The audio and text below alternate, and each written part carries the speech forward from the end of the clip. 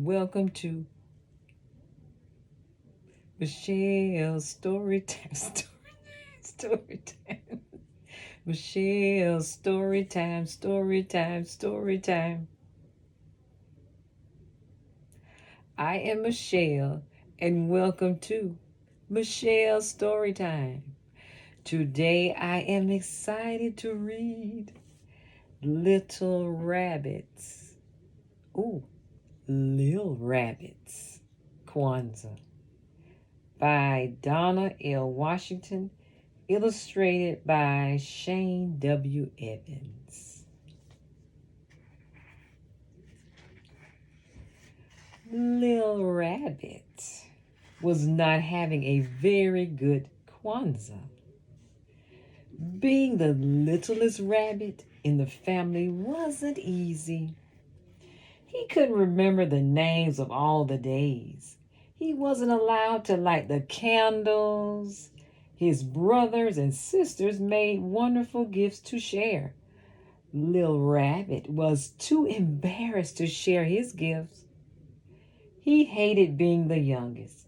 He was always in the way, and everyone told him he was too little to help. Oh, little rabbit, there he is. The only part of Kwanzaa that he really loved was the big feast called Karamu. This year he wasn't even going to have that. Grandma Rabbit was sick. She lay in bed all day drinking dandelion tea. Yummy. Mama Rabbit was so busy taking care of her. She didn't have time to cook. Mama, if Grandma Rabbit is sick, who will make the Feast of Karamu? Little Rabbit asked his mother. Shame on you, Little Rabbit, his mama said. Grandma Rabbit is sick and all you think about is your stomach. You go inside. Oh, no. Oh, no, Little Rabbit. Oh, my goodness. Sticky pages. Oh, no, sticky pages. Oh, no. What's happening to these pages? Little Rabbit hopped out and sat on the big gnarled tree stump. He really wanted to go and talk to Grandma Rabbit. She was very wise. Little Rabbit sat and thought, He thought about all the things his grandma said about Kwanzaa. Kwanzaa is a special time when we help each other. That's what Grandma Rabbit said. That's it! Little Rabbit jumped up and danced around. I'll bring Grandma Rabbit a special treat. Oops. For caramel. That will make her feel better. Oops. Uh-oh, sticky pages. Oops, sticky pages. Little Rabbit hopped down the road. Where are you going so fast? Mama Oriole asked Little Rabbit. I'm going to find a tasty treat for Grandma Rabbit. She's sick. I want her to have a good caramel. Little Rabbit hopped away. Mama Oriole didn't know what caramel was, but she knew Grandma Rabbit. Grandma Rabbit always brought out warm seed cakes and warm pudding when the weather got cold. Poor Grandma Rabbit, said Mama Oriole. I wish there was something I could do to help. Oops. Sticky pages again. Oh no, sticky pages. Little Rabbit stopped by the side of the path. He looked under some logs to see if he could find something special for Grandma Rabbit. "What are you doing, little rabbit?" asked Groundhog, sticking his head out of a patch of grass. "I'm trying to find a Zawadi for Grandma Rabbit. She's sick. I want her to feel better." Little Rabbit hopped off. Groundhog didn't know what a Zawadi was. He knew Grandma Rabbit. She always had time to make little toys for the animals when they were bored. "Poor Grandma Rabbit," said Groundhog. "I wish there was something I could do to help."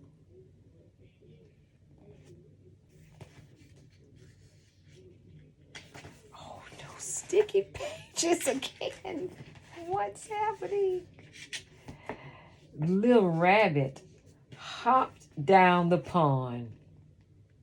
Maybe he could find something pretty for Grandma Rabbit. "What are you doing, little rabbit?" asked the frogs. "I'm looking for something pretty for Grandma Rabbit. She's sick. She should have something pretty to hang on the wall at Kwanzaa time." Little Rabbit scratched an ear and hopped away. The frogs didn't know anything about Kwanzaa time, but they knew Grandma Rabbit. She could paint beautiful pictures and write wonderful poems. "Poor Grandma Rabbit," said one of the frogs.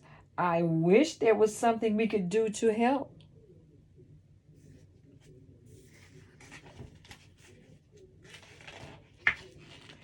Little Rabbit hopped through the field looking for berries. "Where are you going, little rabbit?" Mama Field Mouse asked.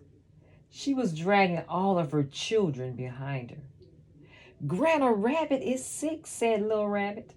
"I'm going to make sure she has a good caramel. I'm going to find as many berries as I can." Little Rabbit looked proud as he hopped through the meadow.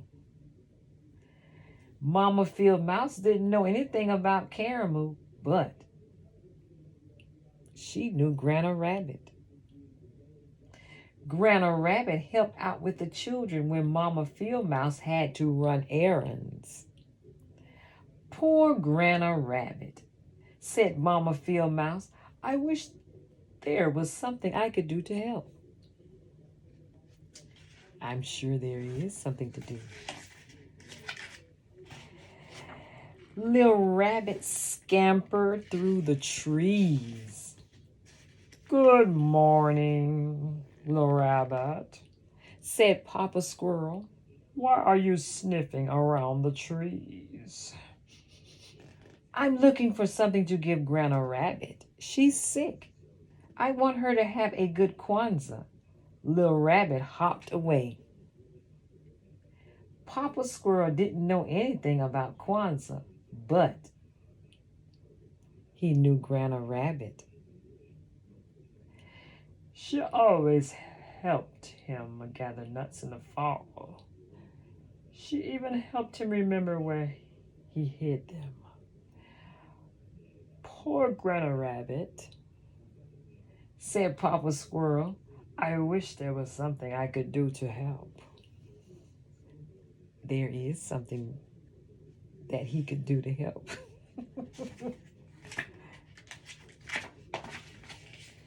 Little Rabbit spent the whole day trying to find something for Grandma Rabbit. He searched as hard as he could, but he didn't find anything at all. He was very sad. "I guess I'm too little to do anything." As the sun was setting, he hopped slowly home. When he opened the door, he had a big surprise.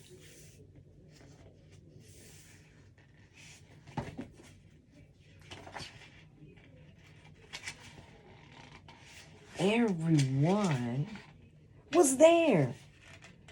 Grandma Rabbit was sitting in the big chair with a huge smile on her face. The frogs had brought pink flowers from the lily pads. Mama and Papa Spider hung them from the ceiling like lanterns. Mama Oriole was conducting a fine chorus of birds. Groundhog brought little toys and gifts for everyone. Mama Field Mouse had gotten together with Mama Possum and Mama Raccoon to make a delicious feast. Yum, yum, yum. The air was full of excitement. Mama Rabbit served the plates, and Little Rabbit ate until he thought he would burst.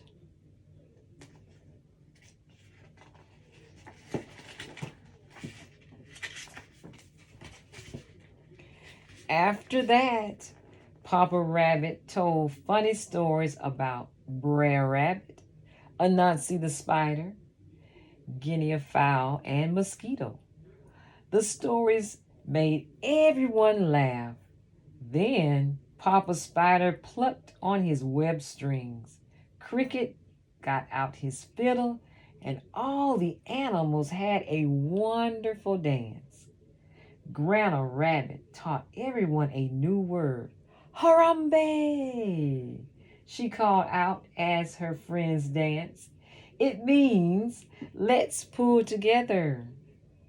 We don't need anyone to tell us that, said Papa Squirrel. We already pulled together. Everyone laughed and shouted, Harambe! Harambe! Harambe! Harambe!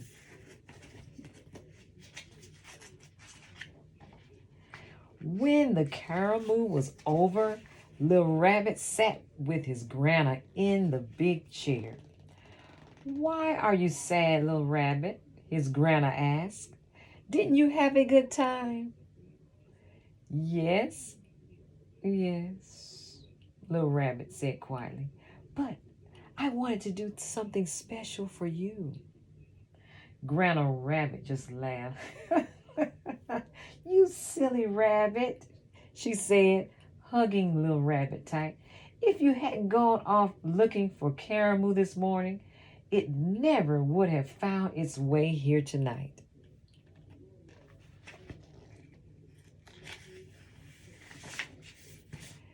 Little Rabbit frowned. But I'm the only one who didn't have anything to share. His grandma smiled. You shared your dream, Little Rabbit, and your dream brought all of our friends and neighbors together. That's a big thing. Little Rabbit felt proud. My dream did all that? Yes, I'm not surprised though, his grandma said. Why not? Little Rabbit asked.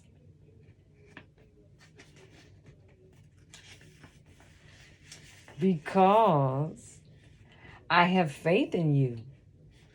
If you have faith, Little Rabbit, there's always hope. Oh, I'll try to remember that, said Little Rabbit, yawning. Oh. By the way, said Grandma Rabbit, snuggling him close, this was the best caramel ever.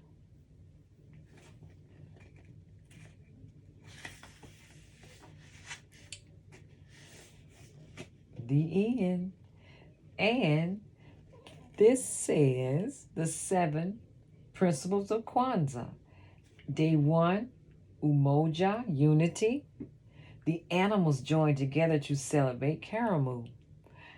Day 2, Kujichagulia, self-determination. Little Rabbit began his search all on his own.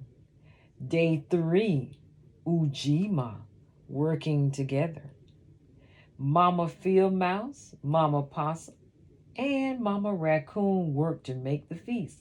The frogs and spiders hung the lanterns. Spider and Cricket made the music. Day 4, Ujama, supporting each other in business. Grandma Rabbit helps Papa Squirrel hide his nuts and find them again in the spring.